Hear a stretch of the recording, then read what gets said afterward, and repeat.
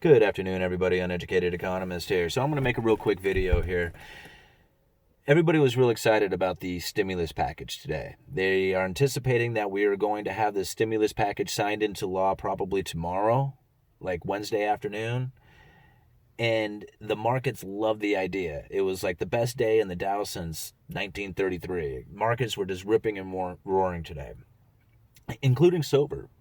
Silver and gold had a great move today. Now, the thing that I've found when I go to read about this stimulus package is there's a common theme that I'm finding in here. No matter who's introducing it or what bill that I'm seeing to look at, they're all talking about a digital dollar. So they want a digital dollar in the system. The banking system has reached zero. The Federal Reserve has hit the lower bound, and they need digital dollars in the system. The Fed is talking about it, the IMF is talking about it, and now this new stimulus plan is definitely going to introduce, at least from what I can see, they are going to introduce a digital dollar into the system. Now, whether it's loaded up on debit cards or how it's going to work, they plan on taking the dollar into digital territory.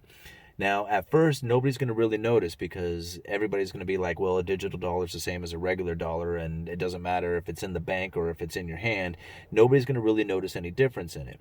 Very much like when the Federal Reserve notes were first introduced into circulation, nobody could really tell the difference between a Federal Reserve note and a silver certificate because they both did the same thing. They both said $1 on it, and nobody seemed to really care if you had a dollar or a Federal Reserve note. But once the Federal Reserve notes had flooded the entire system, now all of a sudden, all the gold certificates and silver certificates had to get pulled out of circulation, and all that we were left with was Federal Reserve notes.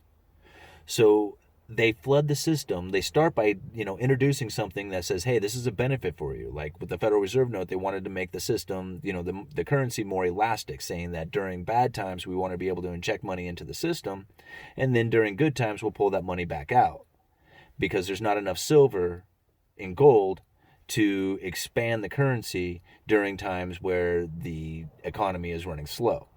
See, that was their initial claim to introducing the Federal Reserve note.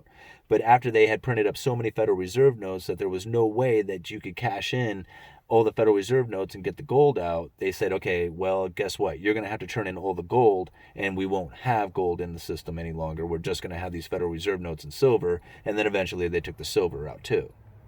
So all they have to do is just get that little bit in there at first and then just flood the system with it.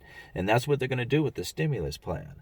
They plan on getting a digital dollar introduced with this stimulus project, with the stimulus plan.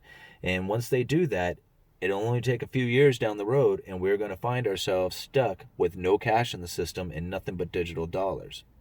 I'll leave links down in the description for this, and go check it out yourself. I'll leave links to the IMF blog that talks exactly about how they want to introduce negative interest rates into your bank account using these digital dollars. I will leave a link down in there for the recent bill that has talked about using these digital dollars and how to stimulate the economy with them, and they all do it for the benefit of the people. All right?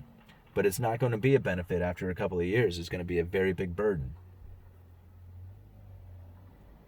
Anyway, I'm just going to leave it at that. Uneducated Economist. You guys let me know.